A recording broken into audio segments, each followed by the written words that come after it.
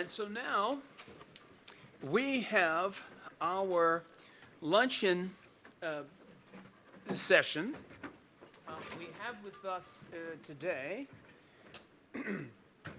three excellent panelists who are going to talk about three different projects that they are working on. Trying to get to my notes here. And so we have with us today. He's been like that for years. So right to my immediate left, we have with us Kara Swanson, who is a professor of law and affiliate professor of history at Northeastern University. Next, we have Dalindyebo Shabalala, a professor of law and academic co-director at the Suffolk IP Center, Suffolk University Law School. And at the very end, last but not least, John Whitman, principal of the Creative Prisons Project.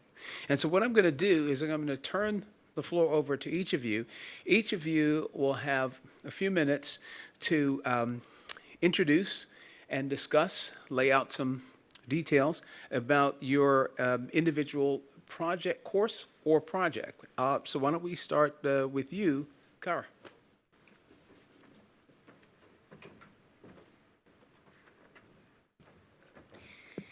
Thank you, Lateef. And I just want to say, it's customary to start with a thank you. Thank you for inviting me. Thank you very much to all the work organizing this terrific event. Thank you to the speakers we've heard so far. I learned so much this morning. But I also wanted to do a sort of a bigger thank you. I think practicing gratitude is one of the ways that I'm dealing with the contemporary situation in our world. And so I am incredibly grateful that I got to meet Pat Sluby, one of my personal heroes today. I'm incredibly grateful to be in the Clara Barton Auditorium. I hope all of you know that it's called that because Clara Barton worked in the patent office before she went off to the battlefields of the Civil War and ended up founding the American Red Cross.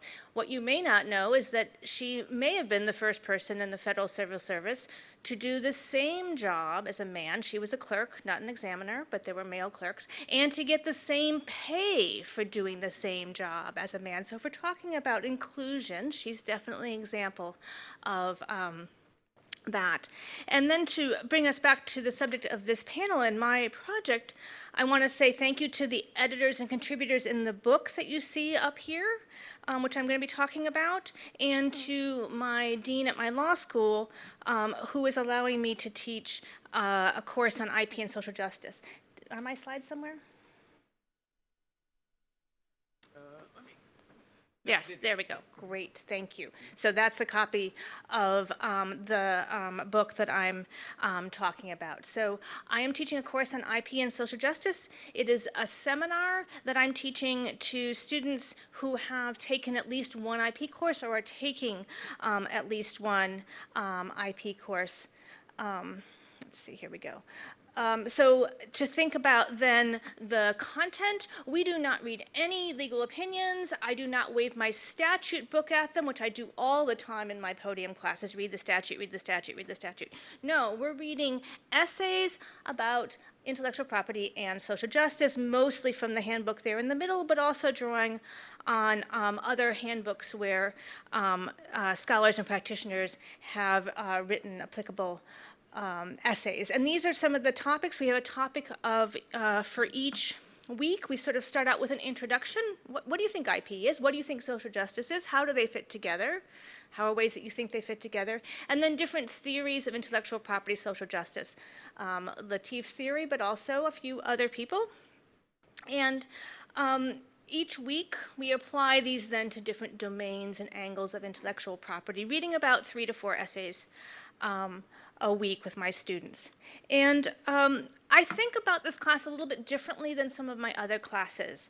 The core of what we're doing is that discussion together. We meet once a week in a long block rather than twice a week in shorter blocks. We're sitting around the table, we're talking, there's no podium, there's no slides, there's no head of the table. So I've been trying some things that I don't usually do as a law professor, although they're tried and true techniques by educators who actually are trained in education, which, big secret law professors aren't.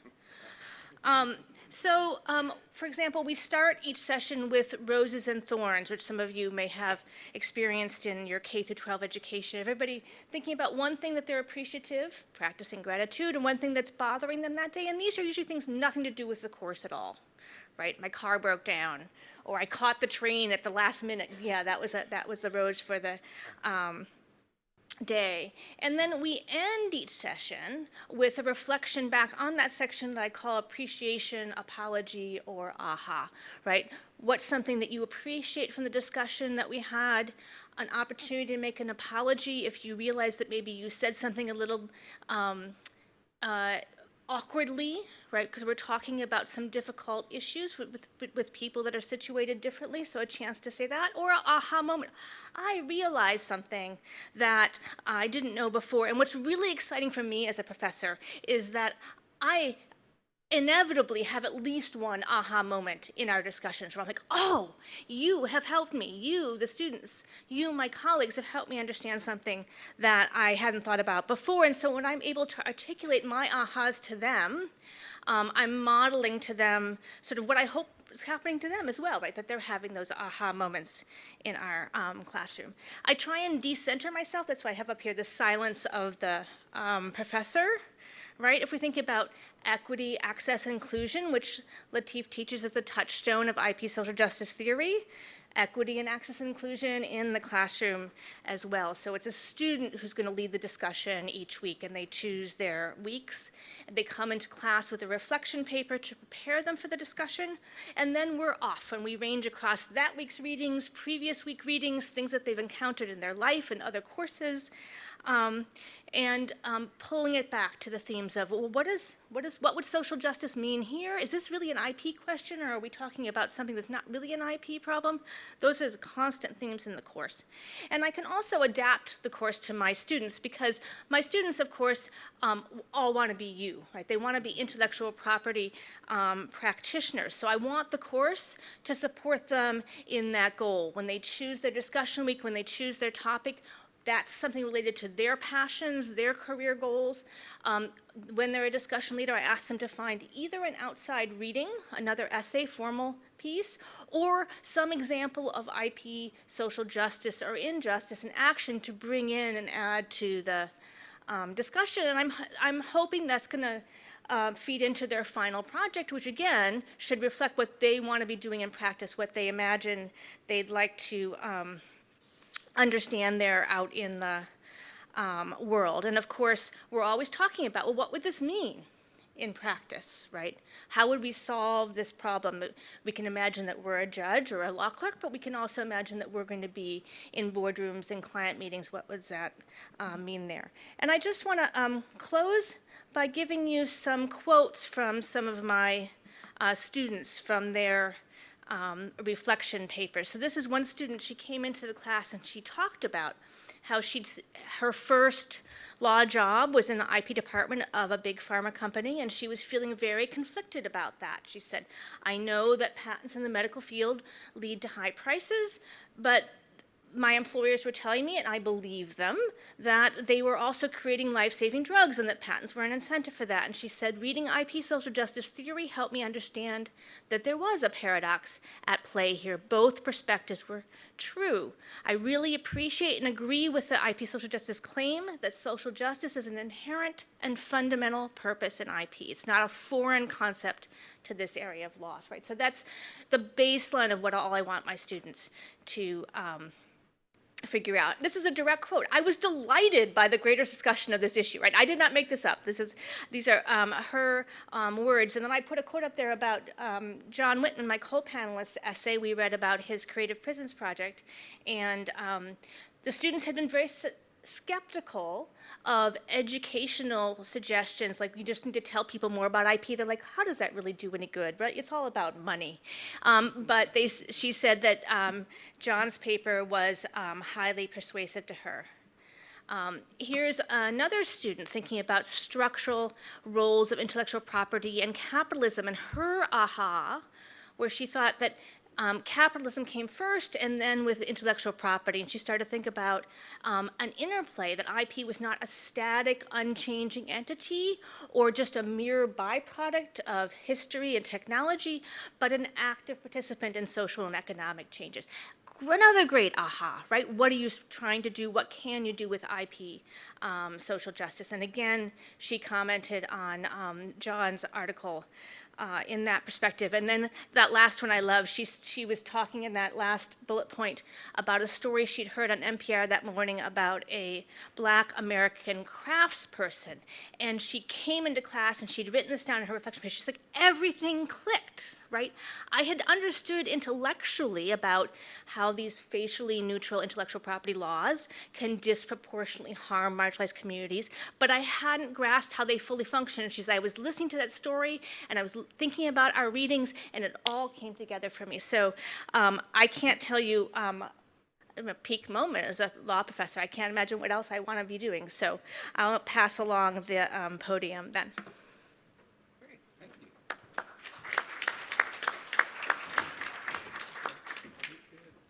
Do you have slides? So I don't have slides. I'm fortunate that I am also highly supported by Dean in working and teaching a course on IP and social justice. Fortunate to have had relatively early access to the book and the essays and to run it. So I've had a chance to run this course twice for my students at Suffolk University Law School in Boston. And there are a couple of things I think have always been a struggle. Teaching in law school is always a bit of a struggle between sort of theory and practice, right? You need to ground your students in sufficient theory that they're able to actually, be able to apply it and do practice. The goal of the course as I teach it is sort of twofold. One is to teach them a new form of writing that they haven't necessarily had a chance to do during law school. And so it's to teach them how to write issue briefs and policy briefs. So that skills component is really crucial to teaching them how to write not for a court or not for a law partner, but potentially in the context of legislation, to be writing for, as a staffer, in the context of maybe an international treaty negotiation, be writing as a delegate, in the context of a civil society actor or an NGO, to be writing for persuasively for that kind of an audience. Again, legally speaking, but nevertheless, a different style of writing. And so I embed that into the sort of the basic structure and how the students are assessed. So they write two papers. One is an issue brief, which is a diagnosis problem statement paper, and the other one is a policy brief, which is a sort of solutions-oriented and pathways forward paper. We meet once a week for a long period, 2 hours, and my students are a group of primarily evening students, and Suffolk has the privilege of being able to teach a lot of patent agents who are working for a lot of the firms and coming in to do their law degree at Suffolk. So the majority of my students are patent agents. I teach the course from 6 to 8 in the evening, and then I have a couple of day students or a few day students who come in either from a human rights background or from a traditional IP background, or they're interested in just sort of the topic more generally. And so I have a balance of about 3/4 highly technical patent agents, plus a quarter other people who have some broader interests. We spend the first hour doing the theory. I assign topics and essays in the book, working through some of the theoretical issues around the stuff that we're working on, and we build on the topic that covers the overall course. So for each time I've taught the course, I've picked an overall topic. And the first half is this theory part, and then the second half is this idea that essentially we're a small advocacy organization working on a particular issue, and their job is to draft an issue brief and a policy brief, any topic under the broader umbrella that we're in. So the first year, we were a group working on indigenous rights and the rights of indigenous peoples to their traditional knowledge, genetic resources, and cultural expressions. And then the students chose topics within that, and then I picked essays from the books that fed into that over the course of the semester. And the second time we ran it, we created the idea of cultural appropriation, right? As sort of the broader topic, and then within that topic, students chose particular topics that they want to address as part of their issue brief and their papers. What has been interesting to see, and the course I think is interesting for me, is training them about methods of achieving social justice, especially as lawyers. And so we work through some of the history. What are the litigation pathways that people engage in? What are the regulatory pathways that people engage in? And then what are the legislative pathways that people engage in? And to think about that when they are writing their briefs, whether they are thinking about engaging a litigation pathway, a regulatory pathway. So, for example, how much do you want to spend your time yelling at the USPTO, or yelling at a senator, or suing somebody, right? Those are all very different ways of achieving the mechanism. And then talking through how others succeed. And the book is great because each of the essays here gives variations on the history and what has succeeded and the topics, so that even if they're not reading the whole paper, the whole book, we'll be able to pick materials out of those. I actually have been fortunate. I haven't had to pick a lot of outside stuff. In fact, the outside stuff I had to pick is sometimes I'll make them read the whole case that's been referred to in here. So the Tam case, I make them read the whole case. That's part of one of the essays here. But otherwise, I've been fortunate not to have to use a lot of material from the outside because the book has been really helpful in that way from the particular way that I approach the course. I think finally, one of the things I have struggled with is I like to talk. I'm a law professor, I like to talk. And stepping back and letting the students really take the lead on it. But it's also that, given the audience, they don't come in with a lot of background on the social part of the course. And so providing enough background so that people have ability to then have purchase on it, I think is really important. So by dividing the class up into those two components, I think has been really helpful. And then I think the other thing that's helpful, because they are very busy, they are already working, right? They spend all day working, and then they come to my class at 6. I tried to provide sugar, but it doesn't always work. We do a lot of work in class. We do a lot of writing and drafting in class. We do a lot of research in the class. So that second half is a lot of them breaking up into groups, working individually, and I walking around, talking with each of them, helping to problem solve on individual things. So that, I think, has been very helpful as well to sort of get that balance between me being up at the podium in the first part and having some Socratic dialogue, and the second half where they really are running the classroom themselves, and I get to walk around and talk to each of them about the astonishingly interesting topics they decide to choose. And maybe in the next question and answer session, I'll give you some of the things they've been doing. Great, thank you. We're going to have a chance to come back and talk a little bit of Q&A back and forth about each of these courses and the impacts on students and their careers. But we're going to shift a little bit because John's project. Oh, I'm sorry. That's right. I'll stand up here. Because John's project is a little bit different. So, John, why don't you give us a few minutes about your project? Thank you, Lateef. Next slide, please. So you may remember this morning, Judge Stahl mentioned imposter syndrome.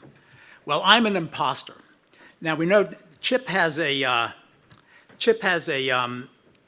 good sense of humor, and he saw my bow tie and he thought I was a lawyer. This is not a law degree. I'm an educator primarily. In any case, my background, let's see, what do we do here? forward, all right. There you go. Background. Yeah, well, that's a little small. So I've been, yeah, this is the 2025 eye test, remember? Okay, so my background is education. After I got my doctorate degree, I started teaching in business schools, primarily social economy, social entrepreneurship, and so forth.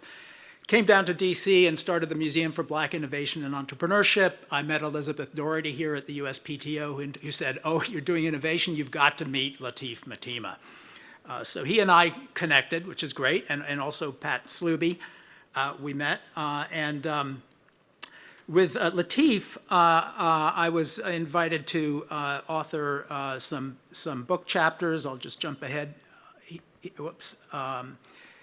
To mention that we've started working together and writing chapters, and I recently wrote a book on creativity in prisons, which became my focus, looking at how underserved populations could be better represented in terms of protecting their intellectual property.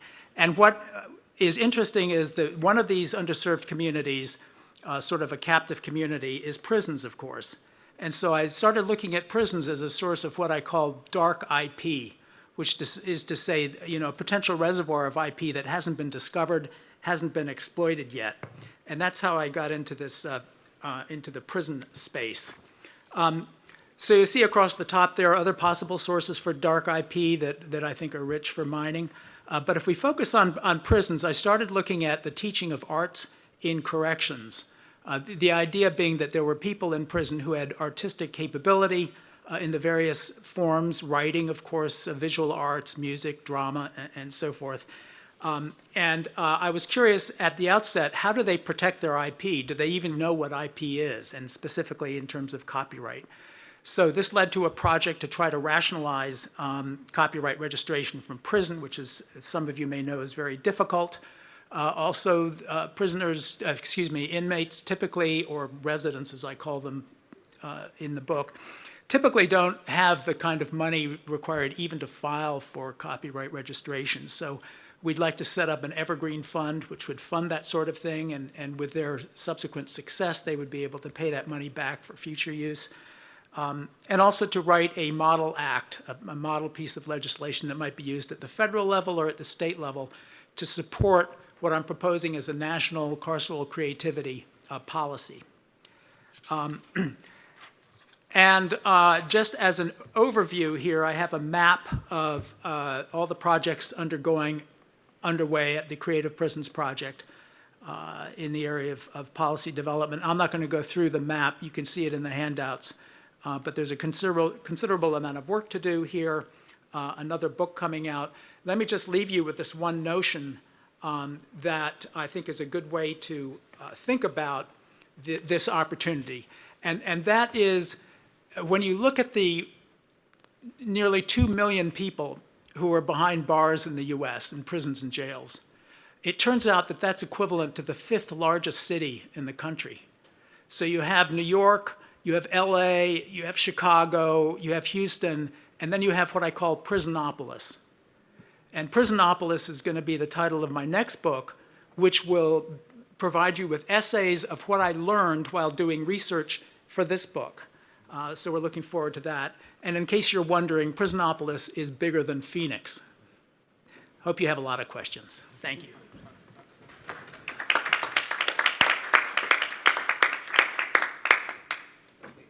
Have to stand to ask you guys a couple of questions. I want to start, and actually, because you're both teaching courses in this respect, so both Debo and Kara. We saw from your slide, Kara, some of the student reactions. And one of the reasons as to why we wanted to include this in a continuing legal education program is because obviously these students are going to be lawyers. These are going to be very soon lawyers who are going to be working with and for you. And you will have to deal with motivating them and mentoring them and bringing them along in their careers. So one question I had for you is that Through doing these courses, what impact were you able to perceive on students' interests in IP practice, and what impact or influence in terms of their expectations of their prospective practice careers?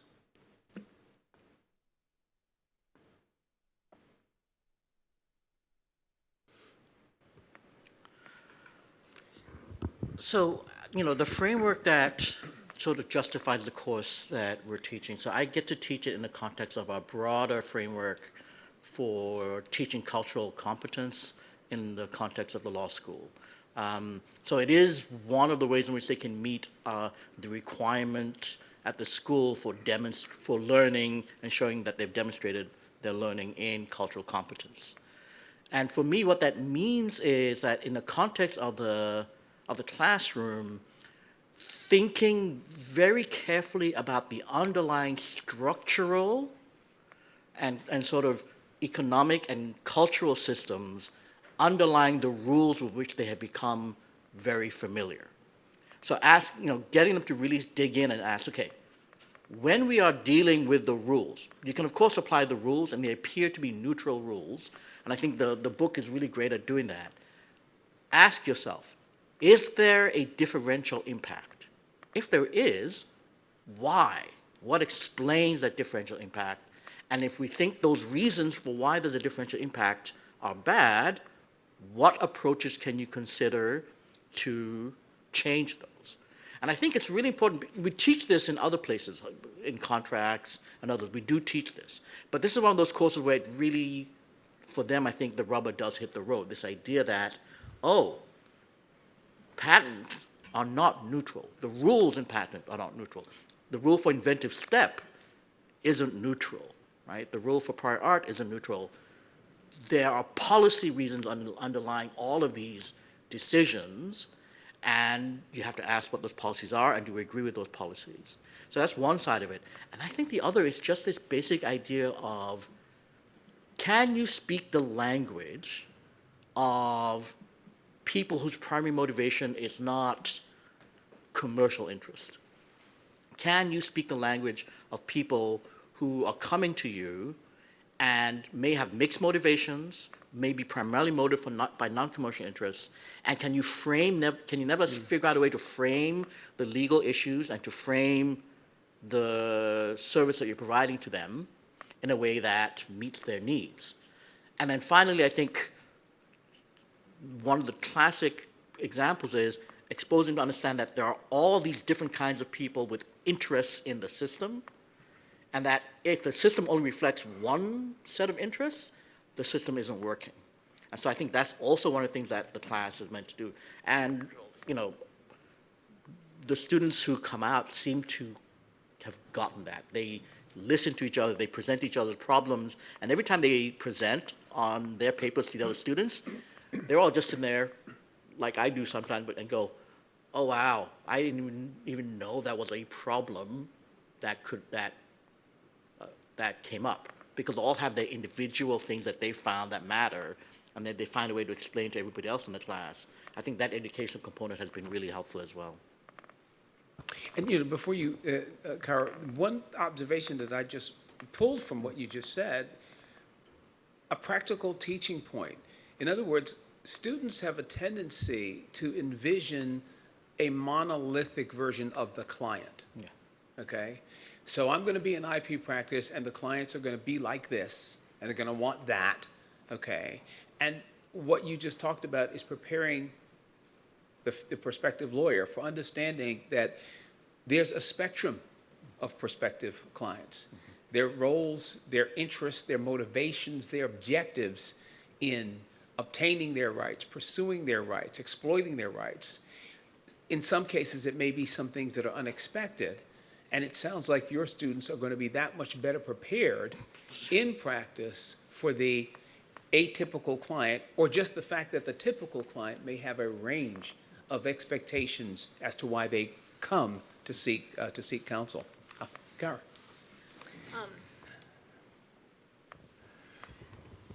So, Lateef, I took it you were thinking about sort of what this class might do in terms of shifting the students' career goals and career behaviors. And we don't have the same course requirement that Diebo has at Suffolk. We are known for being a social justice law school, so many of our students come specifically with that goal in mind. But historically, there has been this perceived barrier between being in business law and being in big law and doing social justice, that they are somehow separated. So this course is designed to undo that assumption, frankly, both for my students and for my fellow colleagues on the faculty who tend to sometimes think in that way. I have actually been walking around the halls of the law school holding this book very prominently as I go by my colleagues. By the way, I'm teaching a new class. Did you know that there's something called intellectual property and social justice? The students, if you saw that student number one there talking about, she just passed the patent bar. That was one of our big roses for the term. And she's going to be in patent practice. That's her goal. That's always been her goal. She's engineering undergraduate. But she is just lighting up with the idea that she can think about the social utility of the patent system and social justice at the same time, and that she doesn't have to sort of hang her head around her classmates who are doing something that is more conventionally identified in the public interest, and that she doesn't have to separate out her pro bono work for the good and her earning money work that's somehow for the bad. So for her, I think that's been really exciting. For other students I have in the class, they come into intellectual property because they think it's something they should know. Yes, yay, they should please know something about intellectual property. For those who, they get excited because, oh my goodness, I can think about serving the communities that I came to law school to serve from this perspective, as well as other perspectives in the law school curriculum. So it's really a rewarding intersection of my passions and some of my students' passions with this overwhelming theme that we have at the law school that has often left the intellectual property part of law school aside. Yeah. And that's been, I was really glad to hear that when you were sharing with us some of the, results of having taught the course, because as you might imagine, that's been a particular issue for us at Howard, right? Clearly, we have a lot of students who come in and say, well, I came to Howard to develop my innate powers and use them for good, right? And that's why I'm not going to be an IP lawyer, right? Okay? And we see this issue, it's quite prevalent in society today in terms of our younger generation, right? 20, 30 years ago, right, the students would say, yeah, I want to get a law degree because I want to have a good and fulfilling career and I, want to make a decent living, what have you. And outside of the 60s or maybe the 70s, when everybody's thinking about, yeah, man, how can I just make the world a better place? Today, right, that seems to be really very important to the young professional generation, right? They want to feel that their work, that their careers, it's going to make a difference, right? And so really what you're confirming is that not only are there students who had already decided that they want to go into IP, and they feel better about it and more enthused about it, and they're thinking more creatively about how they will practice IP law. But what you're also doing is you are expanding the volume of potential IP practitioners. That there are folk who were thinking, yeah, I would do IP law, but, I want to make a difference in the world. And now some students who would never think about IP are now thinking, oh, wait, yeah, I can actually, make that kind of a difference. John, I have something of a different question for you, because yours is a project in action. Can you talk a little bit more about the role that lawyers can play in moving this project or projects of this kind forward? What can lawyers do to work with you and work with others like you on these kinds of issues? Well, that's a great question, Lateef, although the audience may know better than I. One specific opportunity came up early on, which was to find out what the obstacles were for people who were in prison to register their copyrights.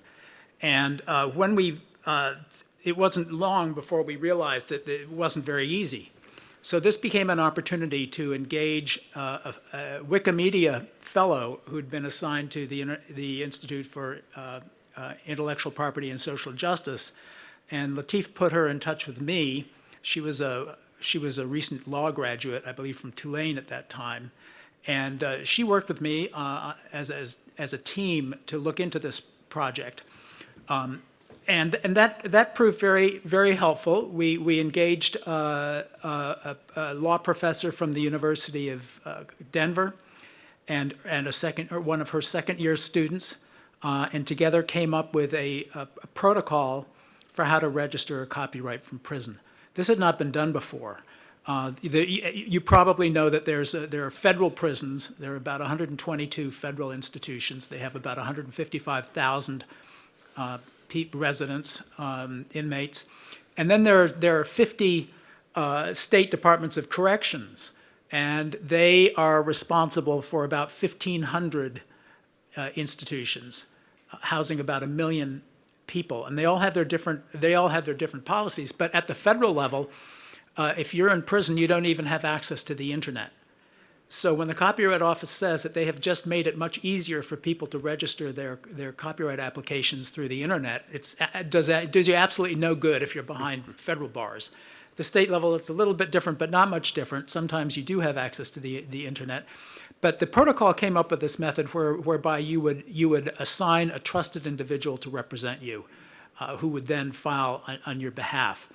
And so far, that's probably the best solution that we found. There's a lot of work, I think, that remains to be done in the Copyright Office to make it much easier for people who are incarcerated to be able to register their copyrights. But in the meantime, we have this protocol out there, and that's one specific way that lawyers have been engaged. Another, very briefly, is perhaps to help work on this model act to promote support for greater creativity in prisons, whether it's at the federal or state level across the country. That would be very, very helpful. And I just want to say, Lateef, one more thing. If you think about the metaphor of Prisonopolis being the 5th largest city in the country, you know, the United States prides itself, beats its chest as the leading innovator in the world, and yet we are systematically leaving out the 5th largest city in the country. And I know from some of the inmates that I have worked with and have purchased art from and so forth, there's tremendous talent in that city. And some of them who pursue their own interests to the extent that they can, they face a lot of obstacles. But you know, some of them are producing very good work, and some you might say is pretty good high school work. But my point is, they're going to be in there for years. They're going to be in there for a very long time. And if we can get them support through arts and corrections training to learn how to develop their creative skills, it could be that prisons end up become a primary source of creativity in the country, and that would be phenomenal. You know, there are several things that I like about that work. One that immediately jumped out to me when we were first talking about the work that you're doing, you know, when you started this a couple of years ago. Many of us who were in practice, you know, way back in the 80s and 90s, et cetera, you remember when there was the big push in the profession to say, okay, we now need to start being proactive about pro bono work, right? And, you know, now we're at a point at which, you know, many states require X number of pro bono hours, but we remember when all that big push got started. And one of the things that I used to hear all the time was that many of the IP attorneys would say, I'm so frustrated because there's nothing I can do, right? Many attorneys would say, oh, great, it's cool, like I'm a criminal attorney. I do landlord-tenant. okay? Even I do banking law, right? Because they're redlining, issues or what have you. But so many IP attorneys felt frustrated. They were like, well, I'm just a patent guy. There isn't anything that I can do. I'm a copyright person. What is it that, how could I possibly, and I can't find a way to do my pro bono work. I think some of us in the IP field today still kind of feel that way. Still kind of like, I don't know, what to do. And your project is creating concrete opportunities, concrete projects. As a matter of fact, one thing that you and I discovered, and that's one of the reasons why some of you know the book that we have out there, the giveaway book, A Child's Gift of Reading, we had assisted the author in getting a copyright registration. Because one of the things that we learned is there are a lot of people today, social media influences or people who just have passion projects that they do on the side. They don't, some of them want to make money. Many of them want to do it because I just want to get this thing done.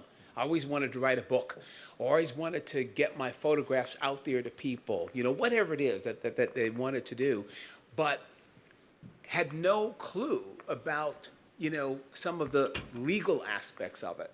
And so I remember talking with this person, it was like, oh yeah, I paid one of those, we can help you get published services, right? And at the end of the day, I said, well, what did you get from them?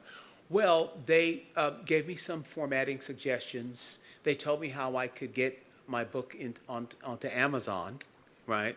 Which Amazon will tell you how to do that for free, right? And I said, and I guess you have a registration. And she was like, what?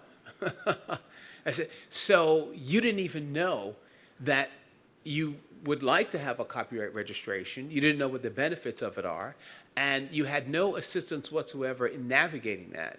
And I don't know, how many of you, to the extent that we even have copyright attorneys here, have ever tried to register something on, via the copyright registration page? Okay. Did you find it to be challenging? Yes. Yes. Yeah, I was like, hey, well, wait a minute, but I'm a lawyer, okay? So, yes, of course, we eventually could figure out how to do it, right? Because, we're lawyers. But just think about the reality of people who are not lawyers, right? If it's a bit of a challenge for us, all right? Imagine, the challenges for other people. Yeah.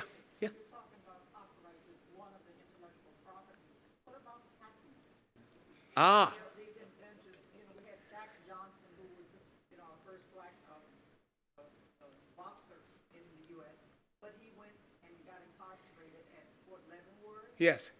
and he received 2 patents within 10 months.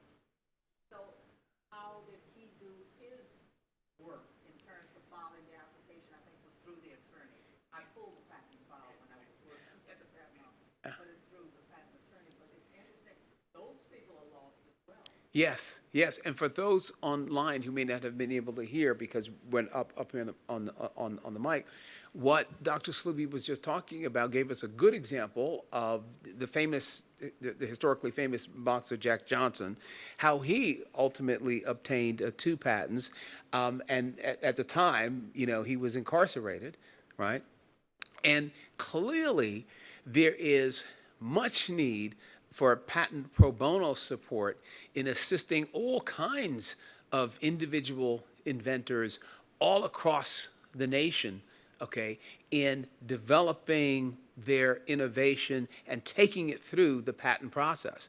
As a matter of fact, I can recall that there was, when we were going through and having the testimonies before Congress on developing and ultimately passing the Unleashing American Innovation Act, one of the other witnesses testifying at the time, and I can't remember her name, she was a young lady from upstate New York who was trying to develop, it was not Spanx, because she told a story about the woman who invented Spanx.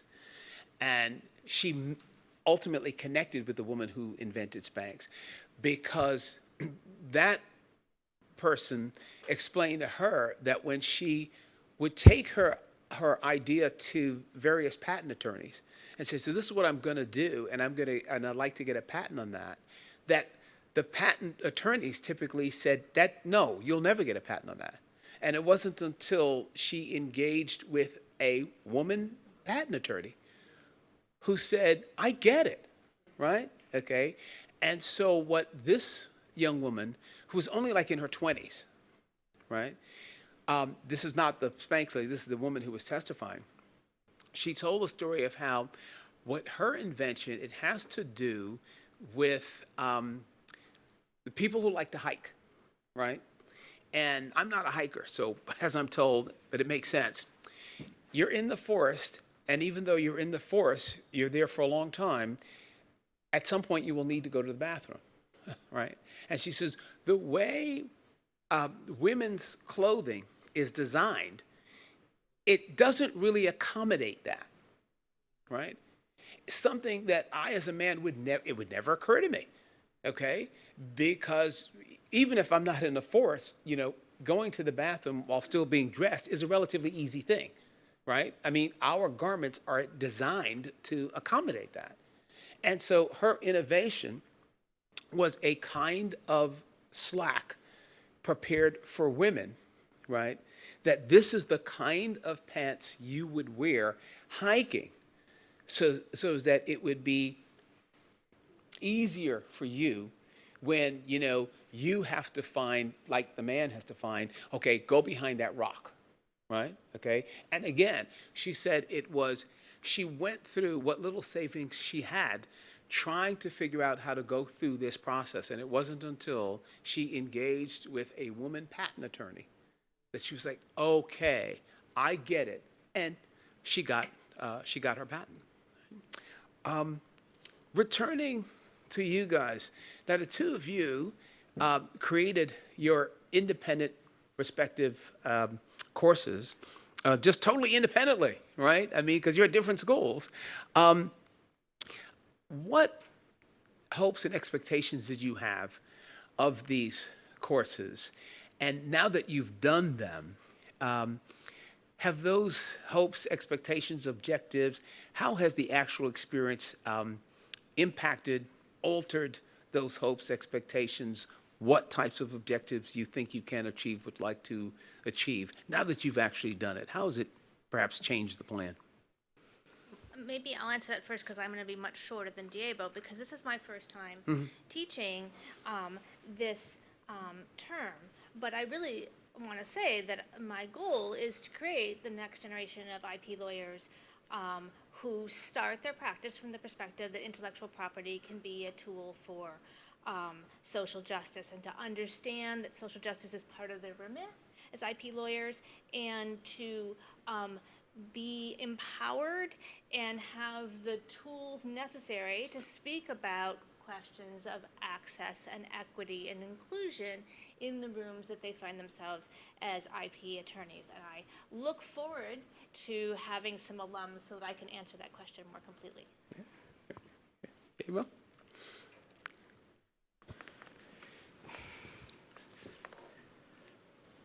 So I had very high expectations because it was the coolest course I thought I was ever going to teach. I thought I would have more students taking it. I've only ever had a max of about 9 to 10 students taking it. Actually, no, So first time was 9 to 10, the second time was 12, so the numbers are going up a little bit. But I thought more students would take it. I think I expected that the students would struggle to find things to write about. I was very wrong about that. I actually had to pull them back on some of the topics because they had so many things they wanted to write about. And it was fascinating, and they had all these different ideas, and so that part of the job was easy because then I just had to sort of say, okay, here's a structure I want you to follow on this. But they went off and they did research and they wrote, and then they told this to their students. So in terms of getting them to do the work, I was really surprised that I didn't have to shove them or move them along and pull them along as you have to do sometimes with students. So I was pleasantly surprised by how much work they were willing to do once they found the topic that they really loved and were interested in, and then they just ran with it. And I think that has been surprising, astonishing, rewarding for that.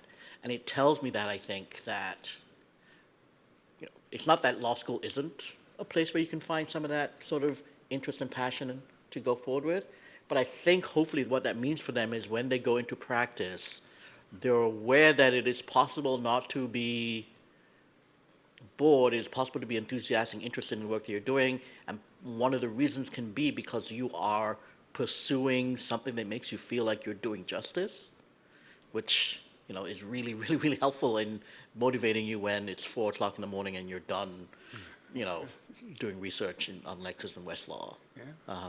And so I think that is hopefully one thing they can take forward out of the class with them. Great, yeah.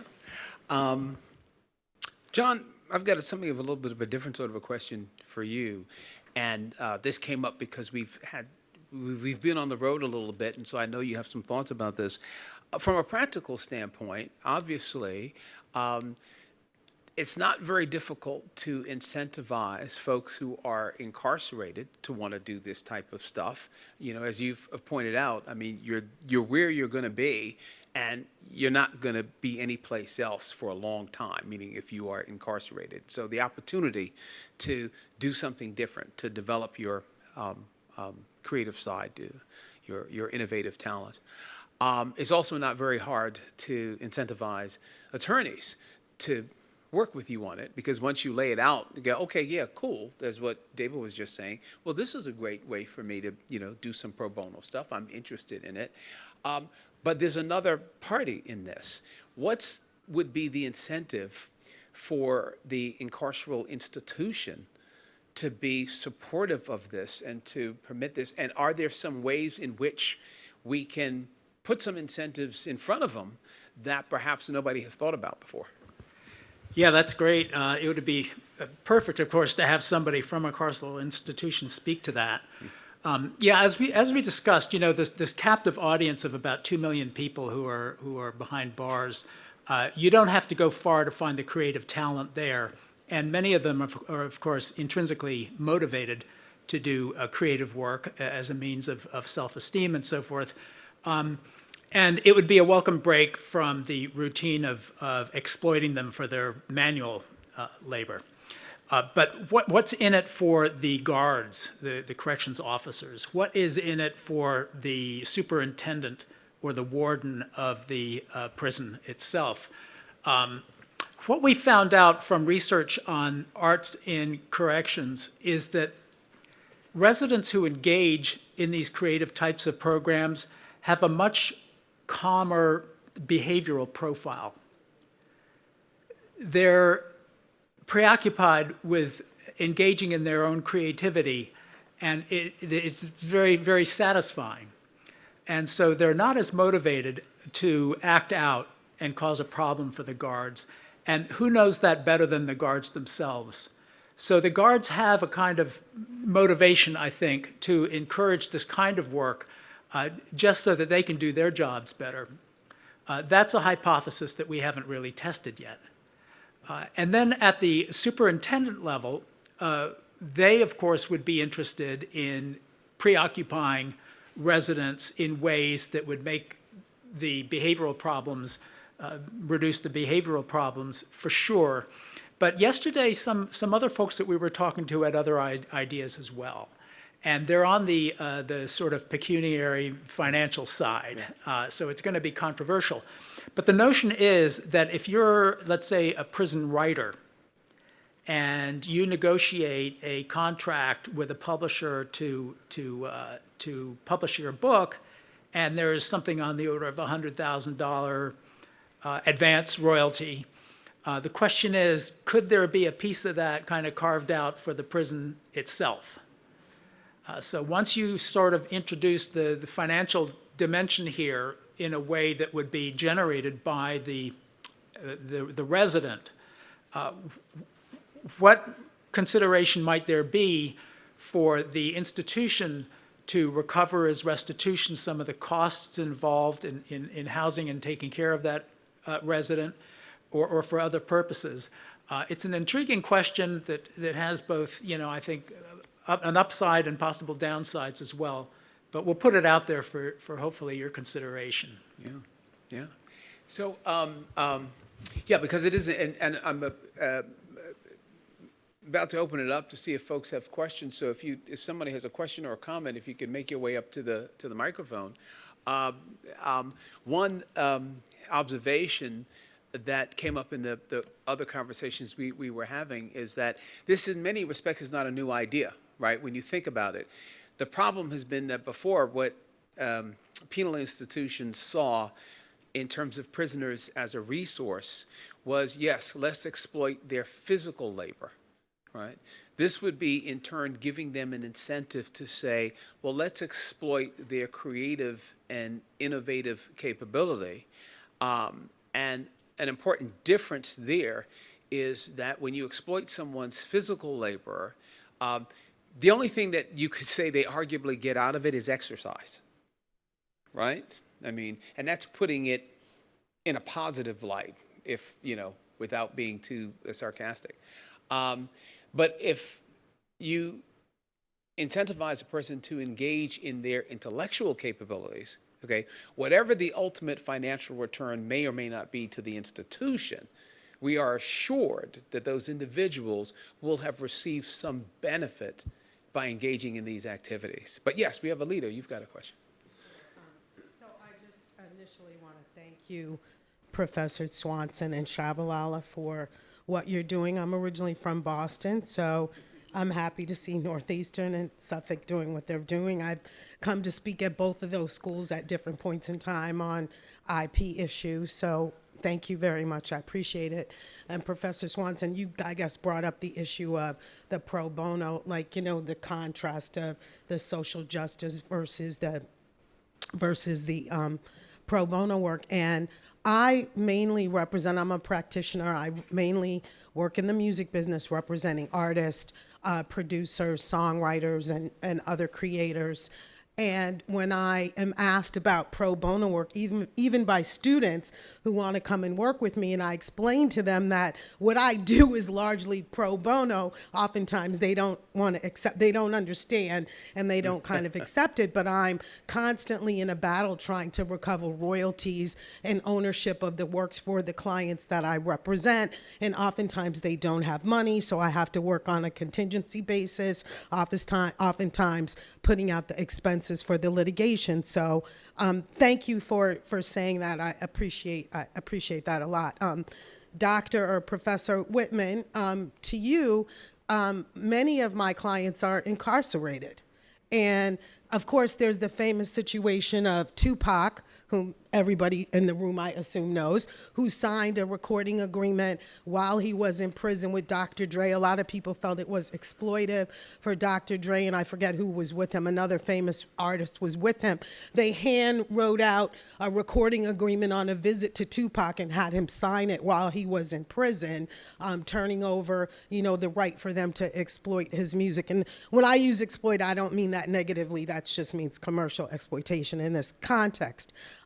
But I get calls probably on a monthly basis from incarcerated persons, or I like your term residents, who are asking me to help them, primarily in the music business. Either their music was exploited without their permission, and often, as Lateef points out, they hadn't registered their copyrights, and so we have an initial issue with that. And then, interestingly, that recent Supreme Court case on the discovery rule for copyright infringement involved a man who was incarcerated and was coming out of jail in order to make a copyright a claim for copyright infringement, and that's where the underlying facts of that case came from.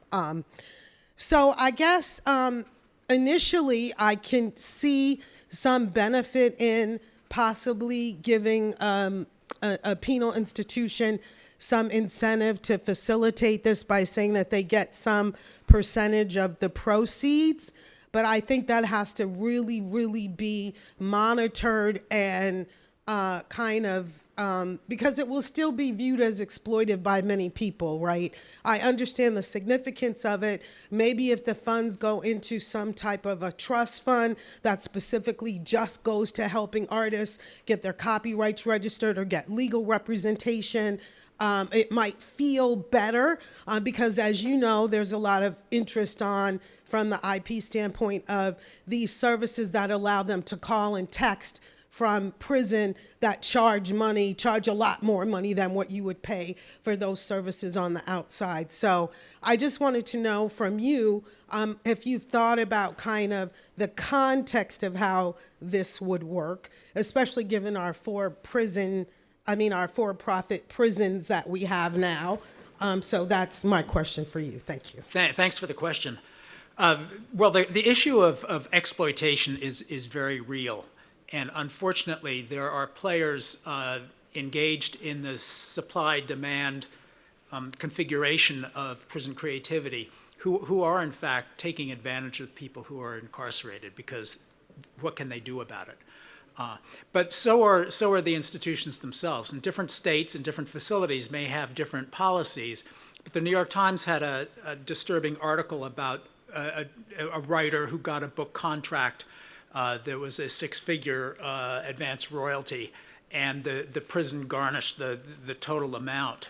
He got nothing, and this was really tragic and totally unjust. So that does have to be worked out. I don't have a solution for it, but it does have to be worked out. I also want to say that I get communications from time to time from people who are incarcerated that have questions, really legal questions, about how to handle their matters, their copyright matters. And not being a lawyer, I can't really help them. And I would send them to Lateef, but I like him too much.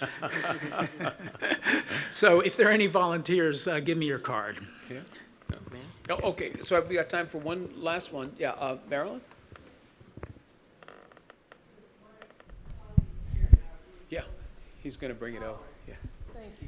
Because my colleague and I, we were both looking at each other when you were speaking about what you said, because I am currently in Louisiana, and you are probably familiar with Angola, which is one of the most profound prison systems that there is. And I remember you also saying that you had an intern from Tulane. Is that Tulane in Louisiana? Yes. Okay. I was just wondering, have you thought about maybe, since you're doing all this research, getting people together to go in and get the opinions of the people who are imprisoned, who may have these ideas? What do they think about this? What would incentivize them in a way that would be productive? Have you thought about that? And I wouldn't mind working with you on something like that. Have you thought about getting some of their input to just see what their thought processes are involving any kind of royalties that could, that they could get from any of their publications or music or anything like that? Have you thought about going in that direction? Yeah, that's a great idea. There's a lot of work that needs to be done, and of course, hearing from the people who are engaged in corrections is a major voice that needs to be heard. I might mention that Angela Davis is leading a charge called Abolish Prisons, and this is a movement that gets a lot of popularity. What I do in my book is I somewhat distance myself from that movement. Not that I disagree with its ultimate aims, which of course are good, but I frame it as, if you're going to abolish anything, abolish poverty. And the abolish prisons rubric is not going to get you into the kind of conversations that have been suggested or needed the most right now, which is really to work out a much more productive dialogue with the correctional folks, in addition to those who are resident in prison. But that work does need to be done. I will say, from my experience, the Bureau of Prisons has not been responsive at all. Not at all. And of course, these are not promising times going forward. As to state facilities, they're probably more accessible. I'm in touch with the head of the policy person in the Department of Corrections in Illinois, so I think we're going to have a good conversation around this question.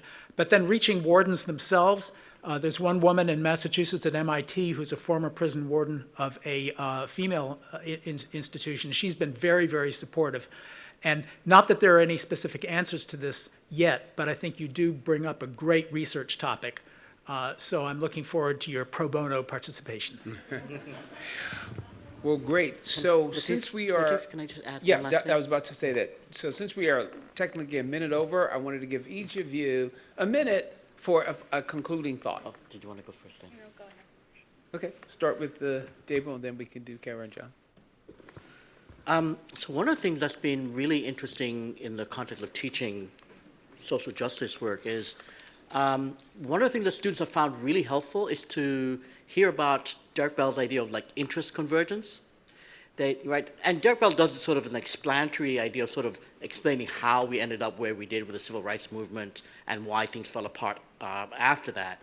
But it's been actually a really useful tool to talk to the students about what it means to achieve social change, that however righteous the goal, coalition building with people who have interests that may be collateral but are available is fundamental to thinking about it. And so I make them write and identify specifically who they think they need on their side, who they need to persuade, and what would have to be given up to achieve their goal in that context of interest convergence.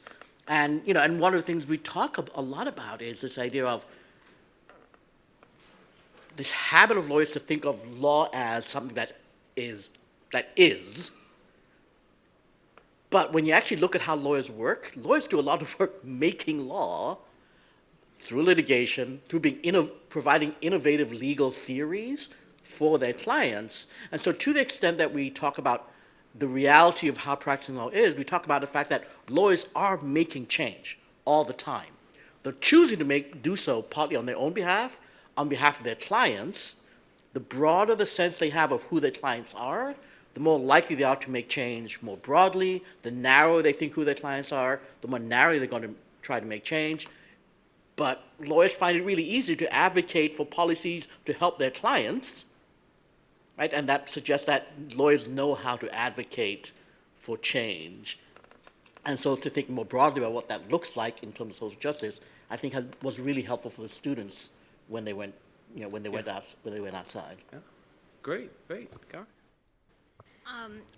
As my closing thought, I just want to say to those of you who might be employing the next generation of students that I'm helping to teach, and that one of the things I'm learning from this class is that they really have the chops and the creativity to generate great ideas, to critique the law as it is, to imagine a different future. They're actually a little bit more conservative with a small c than you might think. They're much more interested in reform than revolution as we talk about different social justice theories. But I just want to assure you that that creativity and that ability to think broadly, of course, is something that translates to all aspects of our practice life, not whoever your client is and whatever your goal is. So the future of our profession, I think, is going to be in great hands. Great. John? Yeah, now that we know that, that being a felon can be a qualification for being president of the United States, unfortunately, it doesn't work out that way for many people. And so in my next book, I have a chapter that's going to be titled, Your Prison Go Bag. And, what do you wish you knew before you were locked up that you could have prepared for? So watch out for that. Well, with that, I think two quick observations. This is not your garden variety CLE program, right? I mean, we cover everything. We look at this morning, right? We had a fantastic panel with eminent judges, and now we're talking about incarcerated creatives, right? So I think we're all getting our money's worth today. And lastly, I think that, we all, in one way or another, because look at what we do, we're all IP lawyers. We all think that IP is good. I mean, we think IP, the regime, the system is, otherwise we wouldn't be a part of it, right? The thing of it is that that's the message that we've been trying to get across to society as a whole, right? We can't just keep just saying it, right? We have to show them how the intellectual property law is a force for positive social utility, right? And this way, we don't have to keep banging on windows and saying, no, no, IP is not the evil, right? IP can and should be a positive part of the total political economy. Let's let everybody else know what we've known all along.